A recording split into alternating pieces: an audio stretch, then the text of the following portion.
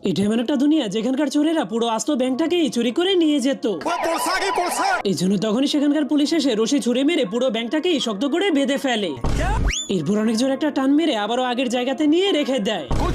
এরপর চোরেদেরকে ধরার জন্য পুরো রাস্তাটাকে উঠিয়ে কাপড়ের মতো নাড়িয়ে দেয়, যার কারণে সবগুলো চোর উড়ে উড়ে তার কাছে চলে আসে।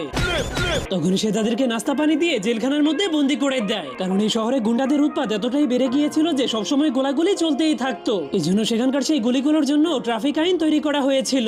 তখন এই লোকটা ছোট্ট একটা ভুলের জন্য এই লোকটাকে মেরে ফেলে। ঠিক তখনই পপাই গাধার পিঠে চড়ে সেই শহরে পুলিশ হওয়ার জন্য চলে আসে, কিন্তু এখানে গুন্ডাদের কারণে পুলিশেরা বেশি দিন বেঁচে থাকতে পারতো না। এই জন্য পুলিশের চাকরি নেওয়ার আগেই তাদের কবর খুঁড়ে রাখা হতো। কিন্তু পপাই কোনো কিছুকেই ভয় পায় না। डरने से क्या फायदा है? এরপর সোজা গিয়ে পুলিশে ভর্তি হয়ে গেলে তাকে গুন্ডাদেরকে মারার জন্য 2টা বন্দুক দিয়ে দেওয়া হয়। কিন্তু পপাই বন্দুকগুলোকে ফেলে দিয়ে বলে, গুন্ডাদের জন্য আমার হাতই যথেষ্ট। তখন সবাই হাসতে